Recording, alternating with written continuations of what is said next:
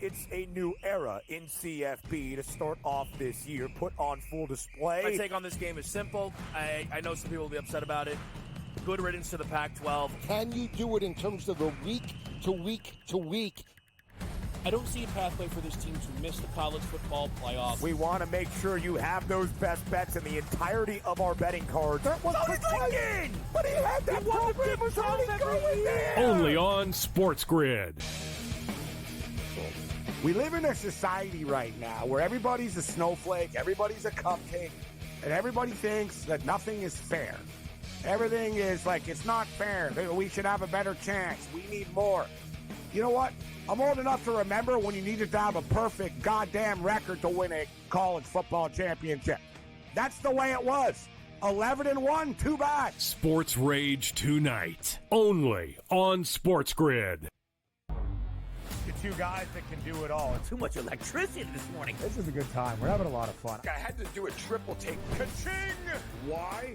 Because of parity. I didn't mean to offend. Yeah, it's not going to happen. Load management is a dirty word. Let him rip. You know what? Circumstances provide the results. What? How do you do this once? Oh, Donnie, you've got such a good show there. A network that is booming. The Early Line, only on SportsGrid. When you look at Marcus Johnson, when you look at Nikola Jokic, these aren't guys that are big, super athletic, dunking and jumping over people.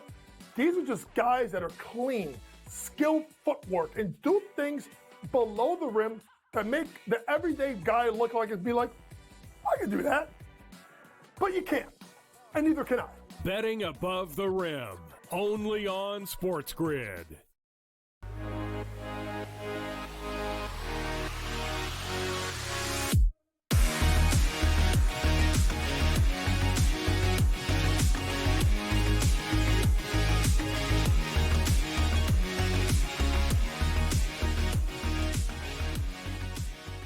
Hour number 3 begins with Adam Kaplan. He's here every Sunday to give us the latest news and notes on all the ongoing drama around the NFL, which centered in New Jersey for a week. We had Joe Douglas, then we got Daniel Jones. Lots of drama. But, Adam, the Giants finally turned the page on Daniel Jones, and they have to look possibly past Tommy DeVito as well, who holds the ball this week, but how much longer will he be holding it as they head into the offseason? Yeah, and Mike, good to be with you. It's been a while. So, yeah look, it's interesting, though, that they skipped Drew Lock. DeVito had not been active for a single game this season, but we talked about this from coast to coast, and I could just kind of explain a little bit more here. DeVito's a guy that knows the scheme, where Drew Lock is new to it. Lock is not a good athlete. DeVito moves better. They have offensive line issues. This gives them a little bit better athlete, a quarterback who knows the offensive scheme. So that's what they have there. But the bottom line is, Mike, they're looking for a new starting quarterback. Neither of the guys under contract have any chance to be a starting quarterback going forward for them.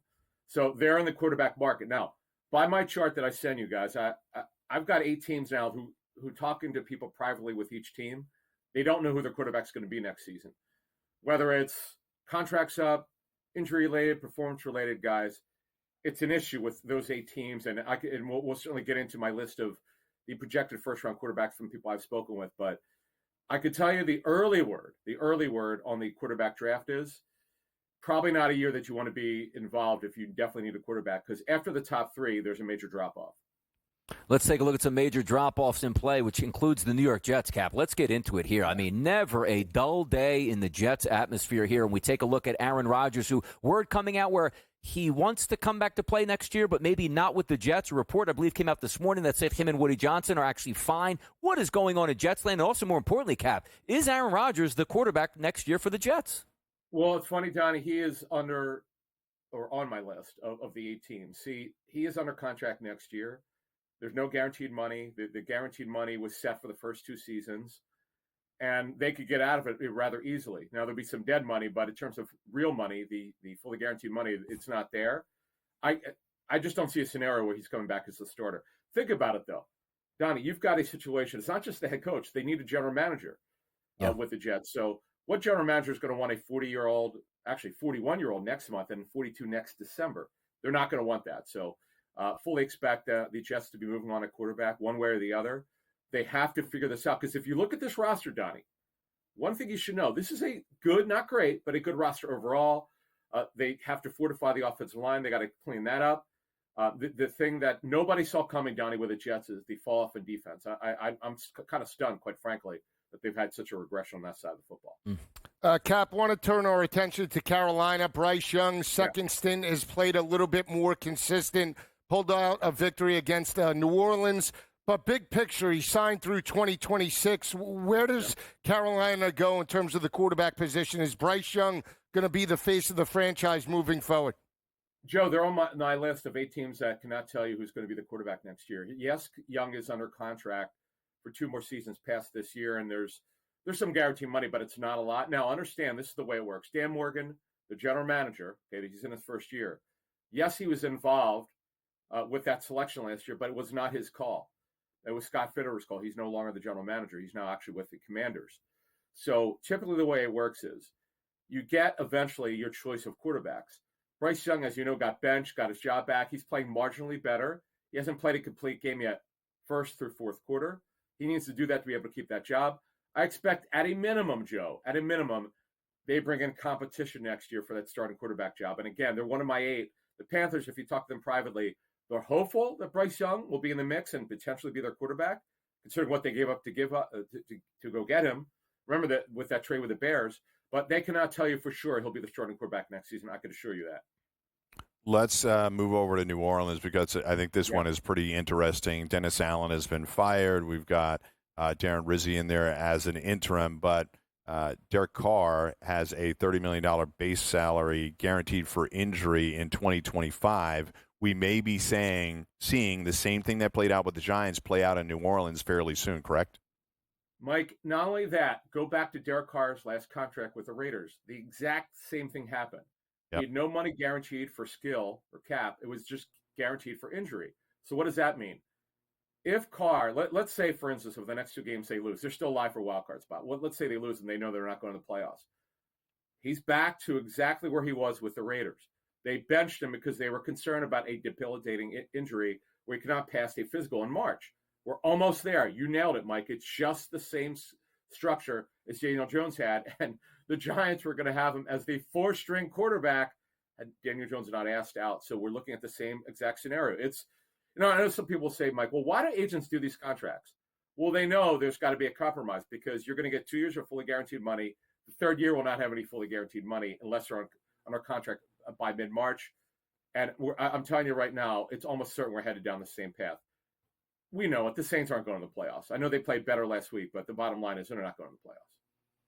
Adam, let's talk again about the New York Giants and Daniel Jones. They release him, and now he's going to be a pending free agent once he clears waivers. Nobody's going to pick up that current contract. When he does, we heard Daniel Jones talk about, instead of going to a place where I might actually be able to play right away, if that makes sense, I want to go to a playoff contender. Are there teams out there that he's trying to set up to get with? And also, what's the motive of, instead of playing this year, just going with a competent playoff contender just to be in a winning organization? Yeah, but Donnie, here's why. First of all, he's not going. He's going to clear waivers tomorrow, 4 p.m. Eastern. That's when the deadline is. He'll clear, and here's the deal: there's 0 chance he goes anywhere to be a starting quarterback this year. He could go in. Okay, he could go in a situation. Let's say the Raiders, right? He could go in and learn the scheme, and yes, he wouldn't walk in as a starter, but he legitimately could start by the end of the season. Because Gardner Minshew has not played as well as they had hoped. We know that Aiden O'Connell is on injured reserve due to his wrist injury. So, yeah, he could go there and just try to get some starts in and maybe give Tom Telesco, the general manager who has personnel control, some hope that maybe he could have someone who could be in the mix again. But the Raiders guys, they're on my list. They're looking for an answer. They're not looking for a temporary answer to the quarterback. They want a long-term answer. Now, let's look at the other situation here. For Daniel Jones, the reality is he'd be better off going somewhere he could be the backup to a starter. And if that starter gets hurt, maybe potentially play. But go somewhere where he could be a backup on a very good football team, like the Niners. By the way, Brandon Allen did not play well when he had a chance to play. He's going to play, as we know, he's going to start at least this game today at Green Bay. They got Josh Dobbs, who, by the way, did a great job until he kind of struggled a little bit. But you saw what he did with the Cardinals and the Vikings guys. So that's a team to look at. You kind of bounce around Baltimore. They got the journeyman Josh Johnson, who's almost been with a third of the league. So there are going to be some opportunities out there, Donnie, to answer your question. And again, he would not go anywhere he could come and start right away. There's no chance of it happening. It's going to come down to this: being with a winning team, learning that scheme, and potentially being re-signed versus going somewhere and maybe getting a few starts in by the end of the season. Cap, big picture on Seattle. They have Geno Smith. He signed until 2026, but never thought he was the answer in terms of elevating this team to a potential Super Bowl. More of like a bridge stop quarterback after Russell Wilson. But where does Seattle go moving forward? Yeah, they're definitely on my list. They don't know what they're going to do. Like, basically, they're kind of like, okay, we like what Geno's done. He's been a great story. Guy was basically a non-entity for 10 years, then kind of came out of nowhere to do a great job with Seattle. But they'd like to have a long-term answer. They're not opposed to bringing him back as a starter after 25. Now, we should note there's no guaranteed money in his contract for next season. So if you're Geno Smith, you're probably going to want your contract redone going into the offseason. So that's a situation to watch. But listen, if you look at my list, guys, before we get out of here, there's just not a supply of good quarterbacks for next year. Cam Ward is my number one quarterback out of Miami, who's super gifted. He could run if you need him to, but he could throw it. Sure, Sanders, of course, Deion Sun, and Milroe. But, guys, Milroe's a better runner and thrower at this point. So those are my three projected quarterbacks to go in the first round. Great information, as always, from Adam Kaplan, talking about the future of the quarterback position at various teams. We'll talk about the future of the health of some players with Dr. Chow next.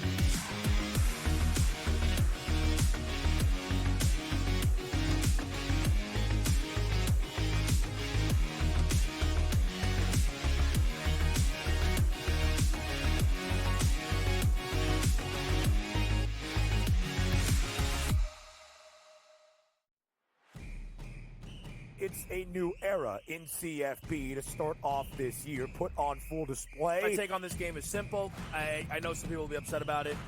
Good riddance to the Pac-12. Can you do it in terms of the week to week to week? I don't see a pathway for this team to miss the college football playoffs. We want to make sure you have those best bets in the entirety of our betting cards. That was Lincoln! But he had that program was already going there! Only on SportsGrid. We live in a society right now where everybody's a snowflake, everybody's a cupcake, and everybody thinks that nothing is fair. Everything is like, it's not fair. We should have a better chance. We need more. You know what? I'm old enough to remember when you needed to have a perfect goddamn record to win a college football championship. That's the way it was. 11-1, too bad. Sports Rage tonight, only on SportsGrid. Two guys that can do it all. Too much electricity this morning. This is a good time. We're having a lot of fun. I had to do a triple take. Ka-ching! Why? Because of parity. I didn't mean to offend. Yeah, it's not going to happen. Load management is a dirty word. Let him rip. You know what? Circumstances provide the results. What? How do you do this one? Oh, Donnie, you've got such a good show there. A network that is booming. The Early Line, only on SportsGrid. When you look at Marcus Johnson, when you look at Nikola Jokic, these aren't guys that are big, super athletic, dunking and jumping over people. These are just guys that are clean, skilled footwork, and do things below the rim that make the everyday guy look like and be like, I can do that. But you can't, and neither can I. Betting above the rim, only on SportsGrid.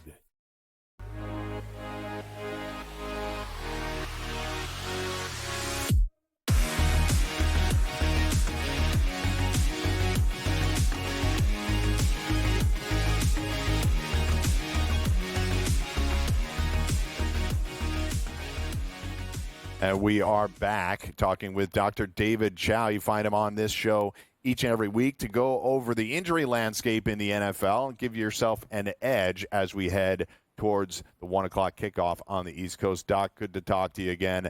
As always, we're going to start it off with San Francisco and Green Bay. It's the biggest injury stories of the week, with starting quarterback Brock Purdy out with a shoulder injury. What is the long-term prognosis with him being out this week? Well, we did not see a particular play. There was that touchdown run, and then later when his arm was hit throwing in throwing motion. So it's likely a rotator cuff, bursal swelling, no structural damage. But that's pretty important for a quarterback, so it's not a guarantee that he'll play next week. But believe it or not, the bigger injury issue isn't just about the quarterback. And you see it on the field view over my shoulder here. It's about San Francisco's defense. If you name the top 6 defenders on the 49ers from last year's Super Bowl, only one playing is Fred Warner. Okay, no Nick Bosa, no Javon Hargrave, no Dre Greenlaw, Javarius Ward, personal reasons. God bless him and his family situation. Hafunga's out. That's where we find the field views useful. It's San Francisco's defense that's really severely impacted, not just Brock Purdy. On the flip side, it's a great point to point that out. On the flip side, the Packers, Jair Alexander, a premier defensive player for them, is nursing a PCL injury. He's going to miss this week. What does that look like long-term to come back from that injury? Well, PCLs can be tricky. He's been battling it for a while. We've all saw Puka Nakua's preseason PCL, right? And so it makes sense that he's had this lingering issue. Yes, the Packers will be down their number 1 corner, but it's not 5 of their top 6 defenders. So that's where the difference is. And Kittle's going to play, but I don't believe for 1 second that he had just hamstring tightness. You don't sit out a game for hamstring tightness. He's got a hamstring strain that he will play through. Trent Williams, less than 100% on his ankle, but likely to play through, even though he hasn't practiced. Doc, take a look at the website here. New York Giants and the Tampa Bay Buccaneers. You were correct today. Inactives just came out. Tristan Wirfs is going to be deactivated today for this football game. And a secondary question here on Mike Evans at wide receiver. Hamstring injury, active. How effective will he be? Yeah, Wirfs we knew was going to be out the whole time. And we also know on the other side of the ball, Thibodeau is back, and no real cast or even soft cast on his wrist, and he should be back and effective. The Evans issue is, I actually have to say I miscalculated a little bit. I thought this was about 3 weeks from his hamstring, so he'd be more of a decoy. But this is really 5 weeks from his hamstring, so he's got a reasonable chance to be effective. And Neighbors, as we have been saying, is playing through his groin despite the late week groin pop-up in that game. Any other thoughts or lineups here that you want to take a look at for the Giants or Tampa Bay that might hinder them, or also coming back into the mix over the next couple weeks? Well, Jamel Dean's back. Yeah. The Tampa Bay's had cornerback issues. Obviously, it's Tommy DeVito. I find it really interesting. There's been a lot of consternation about Daniel Jones being demoted, waived, this, that, the other. And there doesn't seem to be a lot of talk about why the backup was skipped, Drew Lock, right? I mean, people seem happy with Tommy DeVito at the time being. I mean, so there's some local excitement there, but that's an interesting move to observe. Another NFC East battle. We have Washington and Dallas on 6-score. Doc, you have Washington 88.8. Dallas comes in at 77.9. Multiple issues on Dallas's offensive line today. You're right. They're one of the biggest deltas, what we say, week-to-week change. They're likely to start 60%. 3 out of their 5 offensive linemen are first-time or new starters this week compared to last week. Zach Martin, their cornerstone, is out. Tyler Smith is out. And on left tackle, Guyton, the backups had issues. Adoga might come back, which is a good thing, but still it's a first game back for them. And if you look at the difference between Cooper Rush when he was 5-1 replacing Dak Prescott versus Cooper Rush this year, when he replaced Dak Prescott a couple of years ago, Dallas had a good run game. Dallas doesn't have a run game anymore. And how many quarterbacks can be effective without a run game? Dallas still has defensive issues at cornerback, et cetera. And Washington Commanders are finally probably over the Jaden Daniels rib issue. He's had a down couple of weeks because of the ribs. Dan Quinn has tried to not talk about it, but he's 100% healthy now, and that's where the difference is in that game as well. Brian Robinson is back from the hamstring. I mean, in terms of his, productivity, is he 100% or hamstring still a concern? Maybe they give him limited reps today.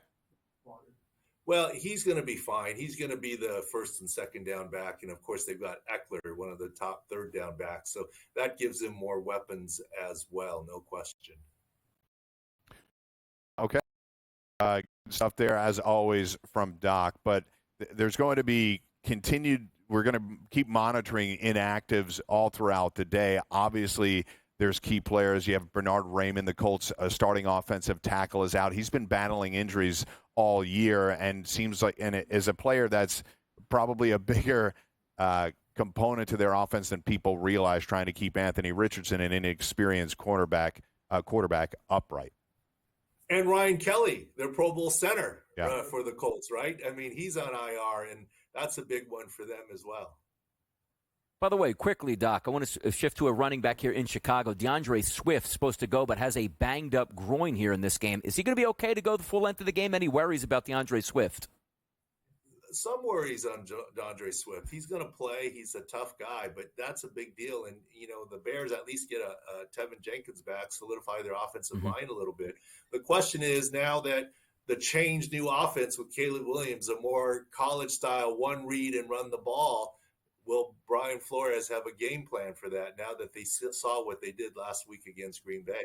All right, great stuff, as always, from Dr. Chow. SportsGrid fans, you can pick up, you can sign up to SixScore.com/picks and use the promo code SportsGrid. Will give you'll get a free week of sick picks. So we are certainly huge fans of Dr. Chow and his work, and you should be good fans as well and check out what they have going on. When we come back, we'll start to do our whip arounds and figure out exactly how these games are going to settle here on Pro Football Today.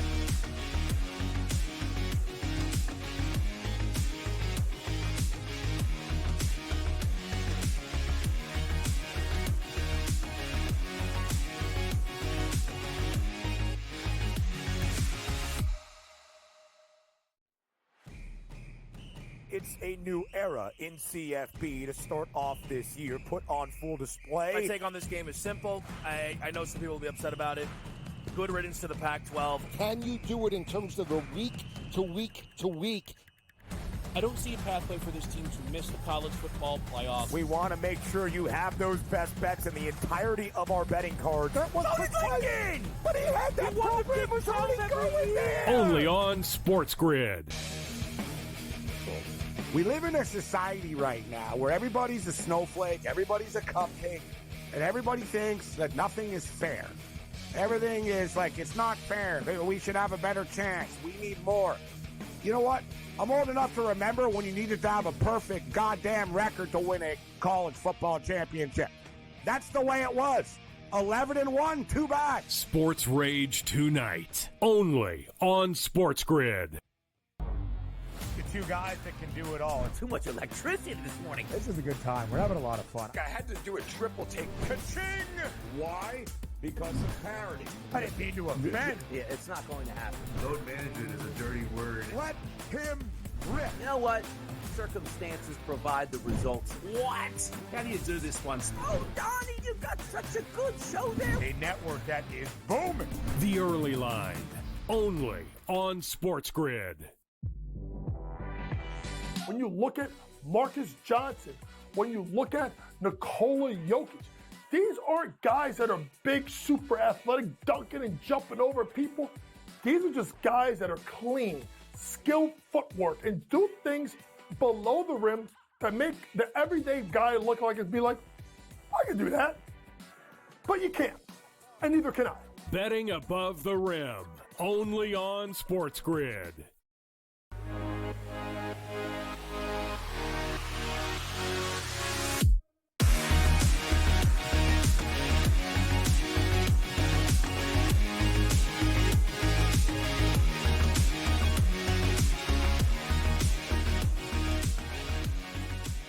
All right, we are back. Great information there from Adam Kaplan and Dr. Chow. We're going to try and give you some great information. Guys, this is the part of the show where, maybe it's not our favorite bet. It's not our best bet, but we want to bring you in and let you explore our minds, our sick minds, and how we come up with bets that maybe you don't love when you first start here, but by the time we are done talking, I think you're going to be in. Joe, let's start it with you. Well, I really like Minnesota today, and I think Minnesota on the road, I said 3 straight road games, that's the only concern, but I still think their offense is going to put up points on Chicago. We saw Jordan Love with 260 in terms of that matchup last week. Sam Darnold stepped up 241. I think he can get to 300. How about this? Donnie, 470 for Sam Darnold, as they call him in New York. Sam Darnold, 300 plus. Double-digit win, sweep the leg special. Sweep the leg. That's not what you're betting, though. I'm not looking at the graphic right now. What are you betting? No, he's saying plus 470.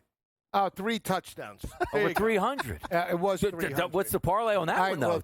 Nice correlation. I got to put it in now. I might have said it was 300 plus. It was, but I gave 3 touchdowns, which, there you go.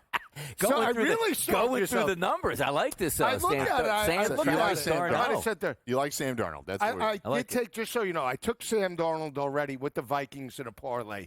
300 plus, the 3 touchdowns, and I have Jefferson 100 plus, but 3 touchdowns at plus 470. That's big. Let's see if they can move the football there on offense today. I'm going to go down to South Beach today. Drake May, rookie quarterback. Did you know last week, close to 75% completion percentage? How about 282 yards passing and 2 touchdowns? If he replicates that performance today, which means all I need, 250 plus passing yards and 2 touchdowns, that pays off on a parlay, plus 349. Just give me the same performance last week, this week once again, and we will be lovely, Joe. We'll be lovely. Look, Drake May, South Beach, bing, bong, bing, bing. Then you love the over, obviously. Who's the main guy, Hunter Henry? Who is it? Who we going to multiple times? Yeah, Hunter Henry, I think. Probably that's where, Is Keyshawn Boot still there? Is that guy even still there? Boot. Yeah, come on. He is there. Boot him. Love it. What do you got, Mike? All right, I have. Look, you have to sometimes hold your nose on these kinds of bets. You do. Hold your nose now and do it. But you guys like the Washington Commanders. I like the Washington Commanders. Maybe the Washington Commanders get out to a huge gold lead. rush? Maybe they get out to a huge lead. There may be a gold rush, Johnny. Wow. That's what we're going to talk about. Cooper Rush, folks. Cooper Rush last week. You're talking about replicating results from last week. How about Cooper Rush replicating his 354-yard, 1-touchdown performance last week against the Houston Texans? If he's able to do that today, and the specific numbers are Cooper Rush over 250-plus yards, which is an alt passing yard prop, plus over the touchdown number, which is just a half a touchdown. So he just needed to get it to CeeDee Lamb maybe for 1. No Jake Ferguson today, so maybe concentrated more on CeeDee Lamb today. So over 250-plus all passing yards and just to throw 1 touchdown. That's plus 273. Sorry the number's not bigger. Pretty much a lock. That's where we are with the gold rush. Look at that. By the way, you take a look at threw a touchdown to a punt returner last week, so maybe an actual pass catcher would be able to get one today. Look, they are going to be losing this game. Yeah, they are. They've shown, how many times did he throw last week? 40-plus? He was up there. He was up there. Who's going to catch it is a different story. But maybe it's Keyshawn Butte. 55 passes last week. They can't run the ball, John. Yeah, I will say I'm looking at the numbers for Darnold now. Plus 580 for 300. Wow. Plus. So you take the 580 and parlay it with the 450 now with the 3 tutties. I think Justin Jefferson going to have a huge performance. Yeah, I agree. So needs it. That could decent be. weather out there today. One thing to note about Jefferson, too, they are very specific about getting the ball in the first quarter. You look at some first quarter lines on Justin Jefferson week in, week out, even just something light like plus 10-plus yards. That hits very consistently. So I'm picking up what you're throwing down on Darnold. We all had quarterbacks today. How about that? Yeah, that's interesting. No Kenny Gainwell in here for me?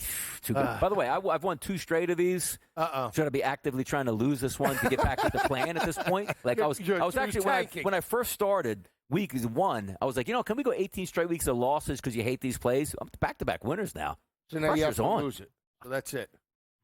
I don't know. Does good times go? Like, could this turn into the best bet of the segments? Today, I like mine. I think I'm on the right side. I'm not feeling yours, by the way. Sweep the leg special. I'm not feeling it. Yeah, sometimes you got to bet the other way. You I'm like feeling one maybe team, one you got to bet the other way. He likes Drake May if the Pats are trailing. I like Cooper Rush as the Cowboys are trailing. And Joe just likes Sam Darnold to light it up from whistle to whistle. So when we come back, we're going to light it up with the whip around, go through every single game on the docket, find out what our thoughts are. We'll be right back after this.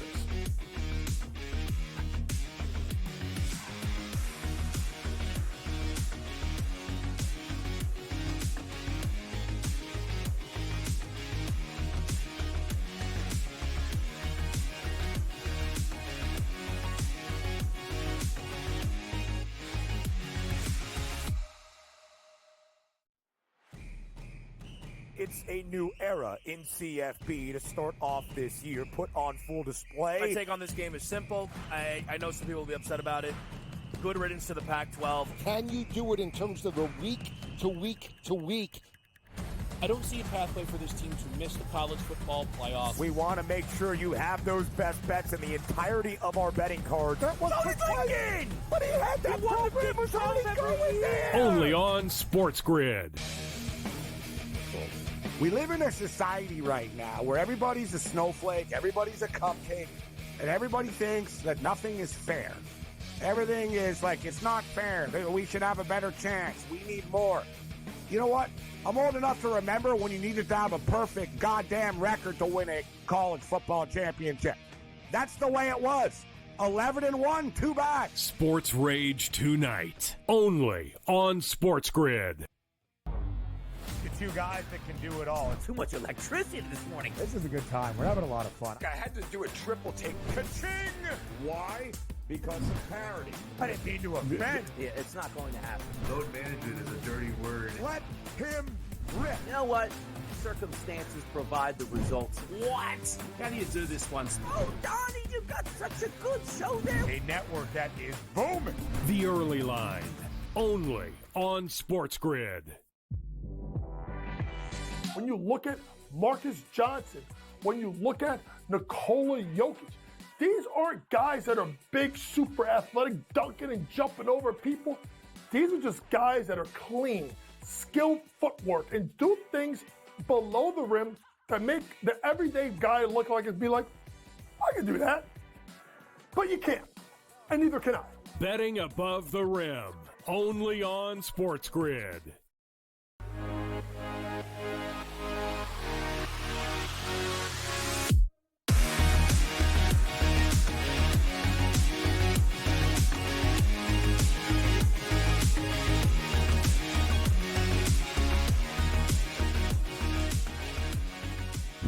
All right, here we go with the whip around. We'll get started in Chicago. Minnesota traveling in. We just got through with Joe talking about how he likes Sam Darnold. So back to you, buddy. The Vikings laying 3. 39.5 is the total. We were talking about potential movement. Yeah. It is now down into the 30s. Yeah, well, we talked about Minnesota, right? They've won 3 straight, but they've also played all of those games to the under, and Bears have been trending to the under as well. Both teams on the year 3-7 to the under, so keep an eye out for that. But I'm going contrarian. I think they push tempo a little bit. Also like their defense, Donnie, to step up, force turnovers over Caleb Williams. The fact that Chicago lost that game on the last play, block kick, what are you going to get out of Chicago in terms of this matchup? I don't think they're in it from the spread perspective. I think it's a double-digit win by Minnesota. It's all Justin Jefferson and Sam Darnold through the air. I really liked them last week, and they covered. And quite frankly, as I continue to say, they should have won that football game last week. DeAndre Swift with an electric run, I believe, late in the third quarter to put them in the lead. But he ends up with a groin injury, which he was questionable for this week. He is active, but we know how that goes, Joe.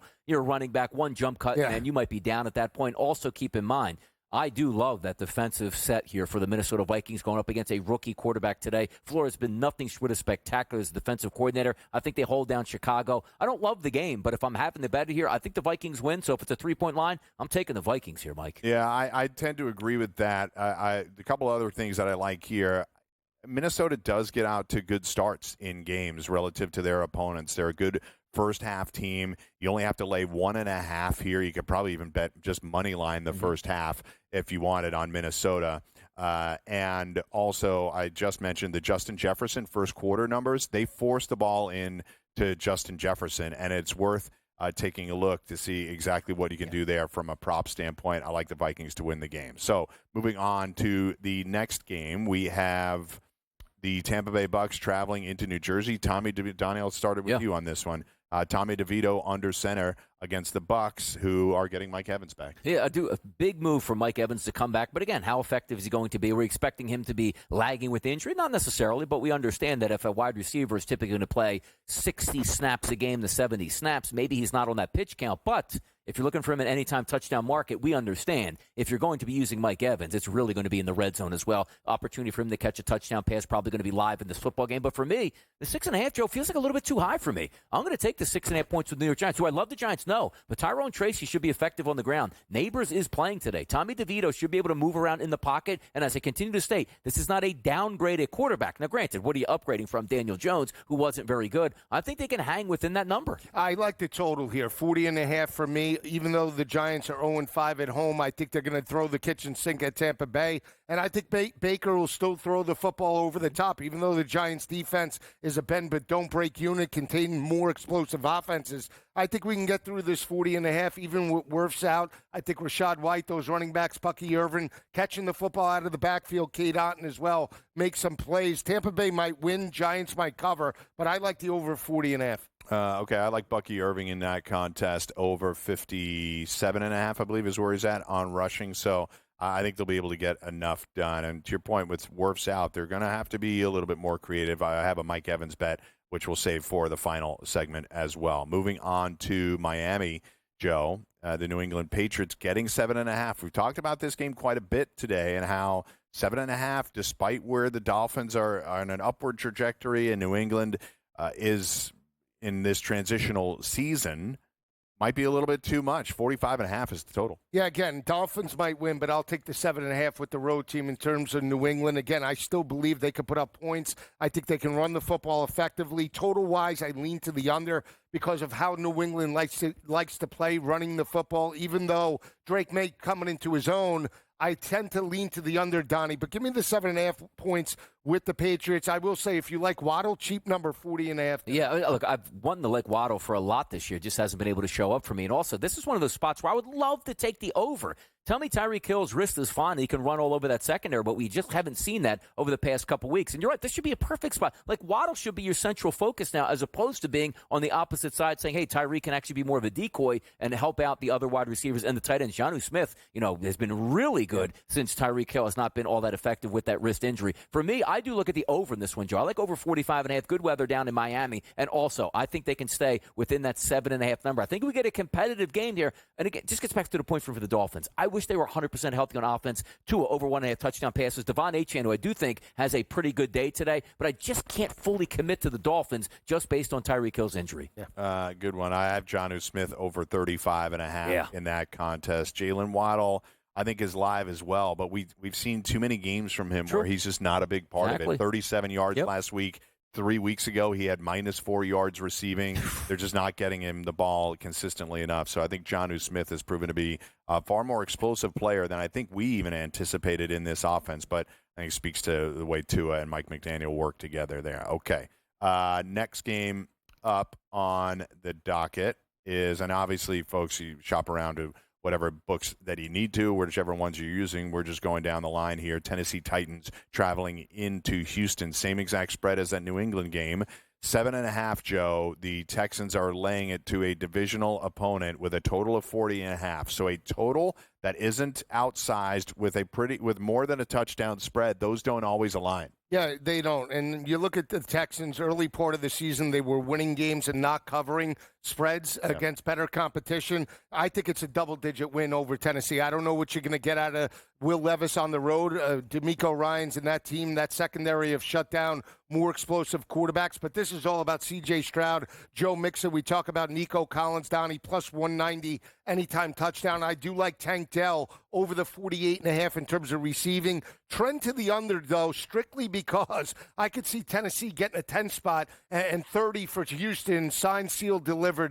Texans win and the under comes in. Yeah, can't you just feel it's like a 10-10 game late in the second quarter? The Titans are driving, and oh no, it happens here again. Will Levis throws an interception, goes back the other way, and away you go. For me, it's just a better football team on the Texans, and I expect this to be one of those periods where it's like, you know what? This is our division. It's time to take control of it and really wipe the slate clean. 40.5 is an interesting number because that's nothing to do with the Texans side for me. It's all Titans here. Now, keep in mind, Pollard's going to get a lot of looks in this game. Those Spears, he's going to be the single back, but Are they going to even need to run the football in the second half? Or are they just going to be throwing it all over the lot? Anytime you get Will Levis needing to possibly win a game on the road against a better opponent, it ain't happening. Yep. I'm going to go ahead and take the Houston Texans here. And, yes, I'm going to take the 7.5. I think getting an opportunity to watch. The Titans are always playing at 1 o'clock. I normally am hosting in-game live from 1 to 4:30 East Coast time. The Titans cannot score. They had a 98-yard touchdown pass last week. It's the only thing they did. They had 13 penalties. Yep. They shoot themselves in the foot. I just think it's a really rough football team. They've only covered one game. I do not expect them to cover today, but they've bet I like the most is the second half number. Texas has been a second half team. I think Levis is liable to throw an interception and keep this game and have this game get out of control in the second half, even if they keep it close, running the ball with Pollard in the first. Do we have time to get to the Cowboys? Let's do it really quick, and if we don't finish it, we'll do it on the other side. Cowboys, Commanders. Donnie, I'll start with you. Commanders laying 10.5. I had fun with my Cooper Rush. Sell me something. Are the Cowboys going to have any fun in Washington? I don't think the Cowboys have any fun today. They are extremely banged up, beat up, secondary, offensive line, and also for an angry Washington team that came away with a game where they were competitive all the way through until the fourth quarter with the Philadelphia Eagles, so the dam broke there. I look for a bounce-back performance show specifically with that offense. Time to get on track here. It's Washington or bust for me. I'm starting to like the total. They've lost 5 straight. Dallas by 17 points per game. I'm on Jaden Daniels, 225 and 250 plus, and took a shot at 38.5 rushing. Think he's a little more healthier with the extra days of preparation from playing on Thursday night. I just don't see Dallas's defense containing Washington, and Dan Quinn does have an advantage knowing personnel. It's Washington or bust for me. Yeah, we have some props in that game that we like. A little tease. Donnie may have a little prop for you on in the final segment. Scary. So I just think. Look, we got through a few games there with big spreads. It's not going to stop when we come back on the other side because we've got to talk about the Lions and the Chiefs both laying more than a touchdown. It's that kind of week in the NFL. Lots of teams up by, a bunch of mismatches, but from week to week, we see a lot of surprises. We certainly saw it in college football. We'll see if we see it today.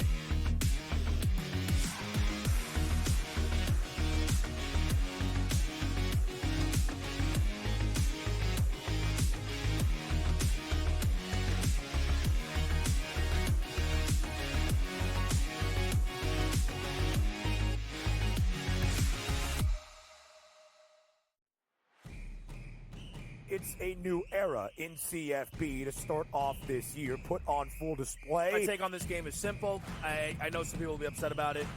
Good riddance to the Pac-12. Can you do it in terms of the week to week to week?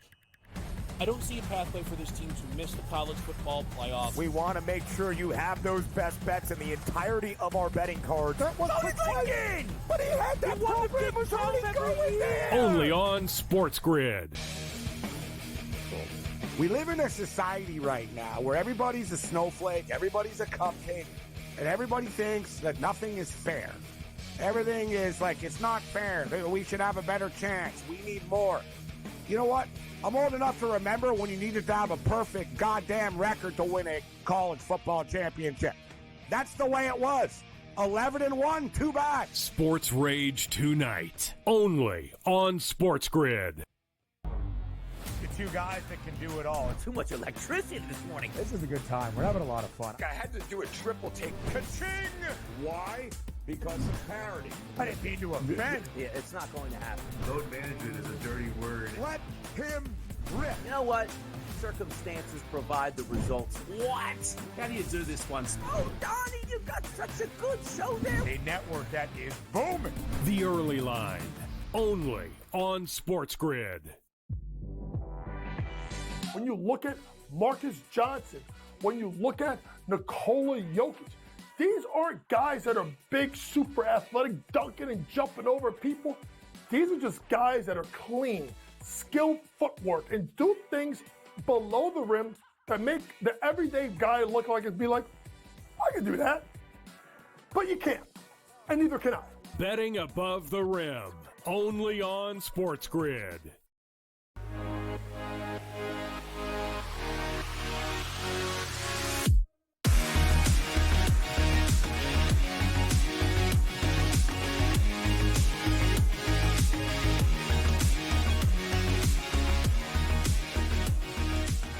All right, we're down in Carolina. Chiefs taking on the Panthers, laying 10.5 on the road. Donnie, the Chiefs, when they are laying a lot of points, tend not to cover, but today they are doing it against the struggling Panther squad, which is on a 2-game win streak, amazingly. 43.5 is the total. What do you like here? Down to 42.5. I'm telling you, what kills me with the Kansas City Chiefs is, like, if they need to score, they always score. If they don't have to score, they don't score. It doesn't make any sense. I can see this game being a little bit closer in the first half, but if you are the Chiefs, you're supposed to blow this team out. Yeah. This should be 21-6 at the break, and away you go forward and just hand the football off to Kareem Hunt in the second half. The total 42.5 is interesting because if you can get any sort of a running mate from Carolina, which is always the question mark, the Chiefs will continue to score. For my money, I can't take the Chiefs at the 10.5. So I'm not going to even take it. I'm not laying it today. That total 42.5. If I think you're going to get good offense out of the Chiefs, I have to go over 42.5. Yeah. So I'll go that direction. I took 43.5. I'll take it at 42.5, specifically for that reason. Yeah. Because, again, after losing on the road to Buffalo, you expect a better effort.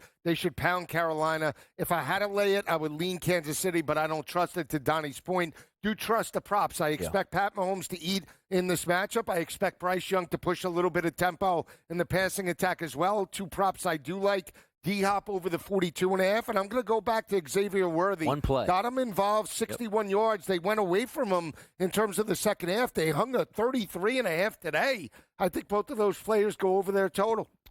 So with this one specifically, I tend to agree with the guys in saying that 10.5 is a lot to lay. I think they're a really interesting teaser opportunity. We talked about the Texans, and we expect a double-digit win. I think you could match those two together.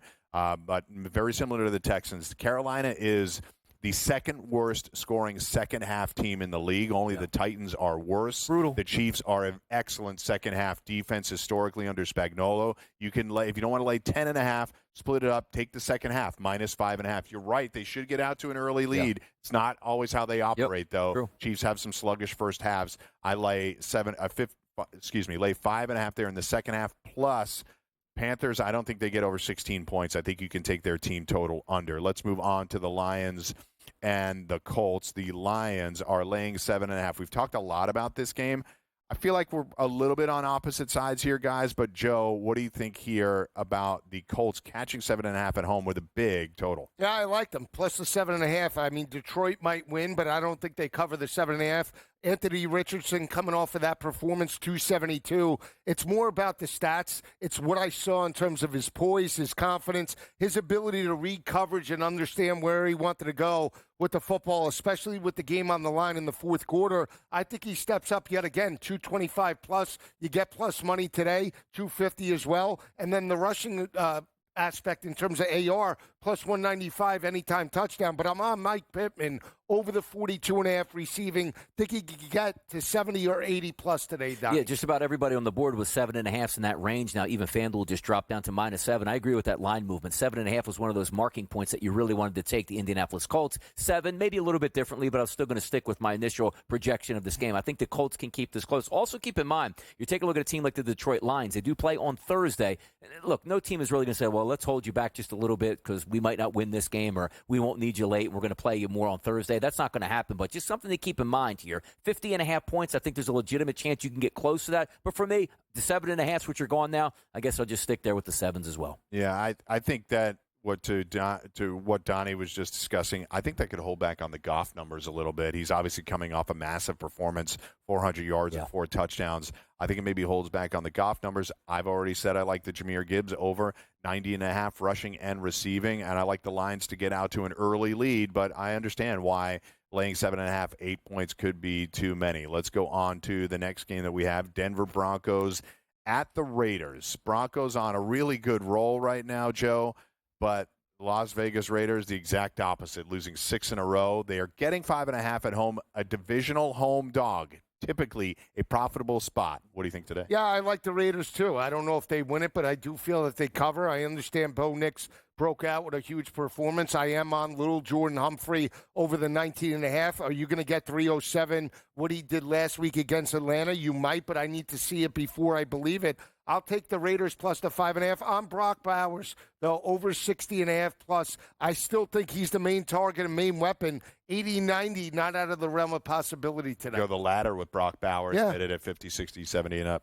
I'll go 41.5 to the over in this game just to keep it short. I think Cortland Sutton, a big part of the scoring in this game, something to keep an eye on there.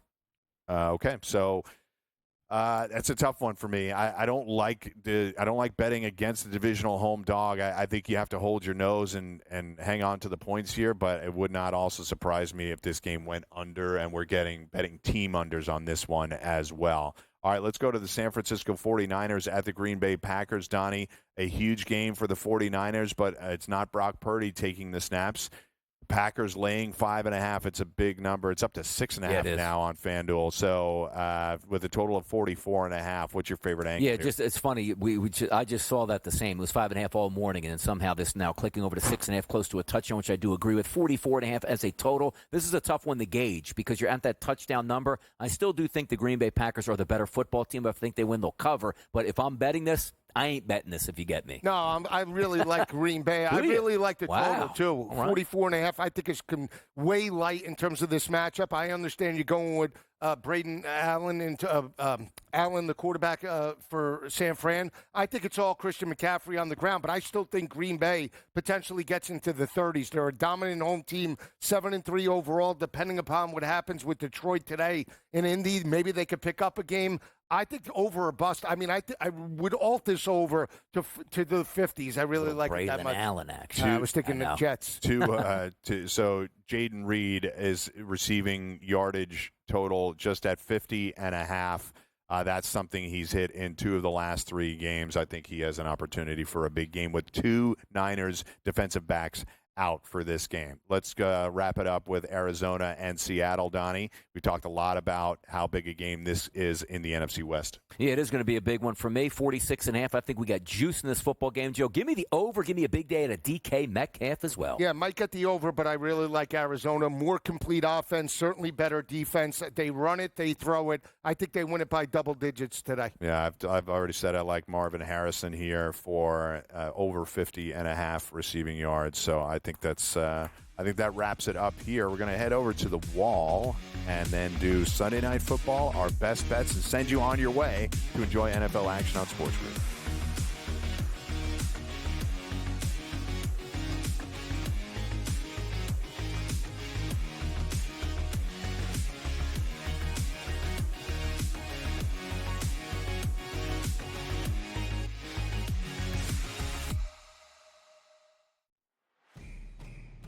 It's a new era in CFB to start off this year, put on full display. My take on this game is simple. I know some people will be upset about it. Good riddance to the Pac-12. Can you do it in terms of a week to week to week? I don't see a pathway for this team to miss the college football playoffs. We want to make sure you have those best bets in the entirety of our betting cards. That was Lincoln! But he had that program was already going there! Only on SportsGrid. We live in a society right now where everybody's a snowflake, everybody's a cupcake, and everybody thinks that nothing is fair. Everything is like, it's not fair. We should have a better chance. We need more. You know what? I'm old enough to remember when you needed to have a perfect goddamn record to win a college football championship. That's the way it was. 11-1, too bad. Sports Rage tonight, only on SportsGrid. Two guys that can do it all. Too much electricity this morning. This is a good time. We're having a lot of fun. I had to do a triple take. Ka-ching! Why? Because of parity. I didn't mean to offend. Yeah, it's not going to happen. Load management is a dirty word. Let him rip. You know what? Circumstances provide the results. What? How do you do this once? Oh, Donnie, you got such a good show there. A network that is booming. The Early Line, only on SportsGrid. When you look at Marcus Johnson, when you look at Nikola Jokic, these aren't guys that are super athletic, dunking and jumping over people. These are just guys that are clean, skilled footwork, and do things below the rim that make the everyday guy look like it'd be like, I can do that. But you can't, and neither can I. Betting above the rim, only on SportsGrid.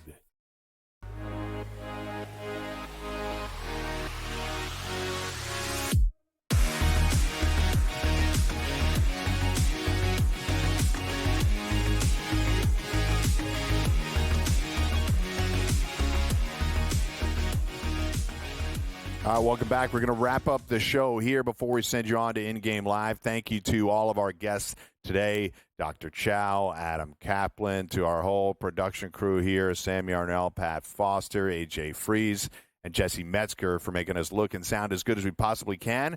Let's send everybody home, guys, with some best bets. But before we do that, we'll do a little Sunday night football. Joe Lisi, we have talked positively about the Rams catching 2.5 points against the Philadelphia Eagles. The total is up to 48.5. What's your take here? Yeah, I like the Rams. I think they're, the more complete team at home, stepping up. I know the Eagles are playing well, but I like Stafford in this spot. Key to me, Donnie's Kyron Williams. Took him $125, rushing, receiving at plus money, anytime touchdown as well. I know it's a slight upset, but I'll take the Rams, and I love the over. That's my best play in terms of this match. Yep, Joe was wrong on this one. They're not the more complete team. The Philadelphia Eagles have a better offense and a better defense. They will show that tonight in a close victory here. What are we calling this one? Maybe 28-24-ish? Could that be it? Eagles? Going over? Eagles? I'll take that. You know what? Even if I lose, the over comes in, I'll be happy. I mean, you're the biggest Eagle. That's right. You didn't alt the Eagles today? No, I can't bet them. No. I was told not. It's a good sign. It's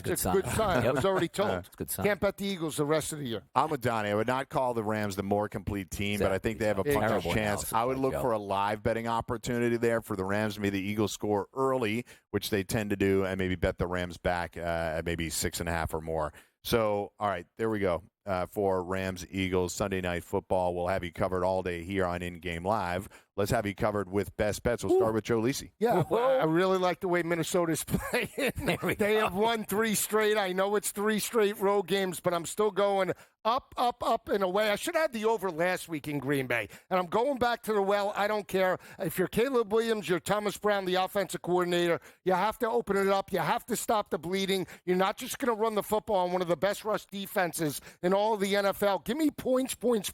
And even if Chicago doesn't score, I do feel that Minnesota gets into the 30s in this matchup. All Sam Darnold, all Justin Jefferson, and all of Brian Flores' defense. Give me the 40s in this matchup today. Donnie, there's been a couple of snafus on Vikings lines. Are we sure that's your best bet? That is my best bet. That is not altered the 49.5. Okay. No, I took it as high as 44.5. Okay. So that's as high as I'm willing to go right now. Mr. Right Side. All right, let's be slippery today. How about this one? Look, being a wide receiver, it's never fun when you're getting locked up. And last week, Terry McLaurin was locked up against Quinyon Mitchell and the Philadelphia Eagles. 1 catch for 10 yards. Jailbreak City today, people. I'm taking Terry McLaurin over 58.5 receiving yards. Not because I love the Washington offense. It's how much I love to go against this wickedly bad Cowboys defense. That secondary is open season for Hunting, and Terry McLaurin is going to bag that 58.5 best bet. Let's go. That is one of those lines that just looks way too low. I really like it a lot. So I know we talked a lot about the Colts' opportunity to punch back here against the Lions. But what Donnie was talking about a couple of minutes ago is the reason that I like this one so much. I don't know that they have to show every single component of their offense. I think they utilize Jahmyr Gibbs and David Montgomery heavily in the first half, and I think they get out to some good rushing numbers. I like them to cover in the first half. I don't have to lay more than a touchdown in order to do this. I think they have a 17-10 lead at halftime, something like that, and you get it at even money. So I like where we're at there. We're going to move it over to anytime touchdown scores. Joe Lisi, do the honors, please. Yeah, I was very impressed with Anthony Richardson's performance last week. We talk about 272 through the air, but also had 32 rushing yards, multiple touchdowns. I think he hits pay dirt today. Anytime within the 5-yard line, I think he's a threat to run the football. It's up to plus 195 now on multiple books, but give me AR to hit pay dirt today against the Detroit Lions. Love the bet, Donnie. I mean, you want to see them. Usually it's like, hey, down on the 1 or 2 yard line, give me Jonathan Taylor. Nope. Give me Anthony Richardson today. I agree with Joe at that plus 185 price. For me, Brian Robinson Jr. Do you sense the correlation between how bad the Dallas Cowboys defense actually is at this point? Yes. Multiple touchdown scores. Brian Robinson's going to get in, quite frankly. You might even want to bet him first touchdown of the game. Wipe it right out clean.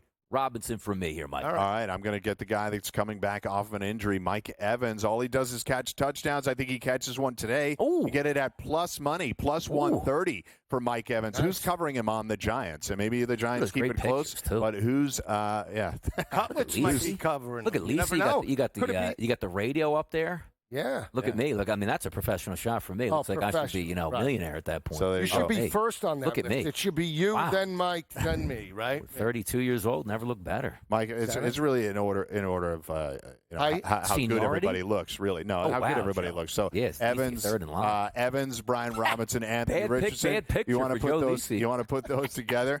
For a parlay, be our guest. Thank you, everybody, for watching. In-Game Live is next. My buddy Joe Rainieri will be there with Mike Carver. See you next week, everybody.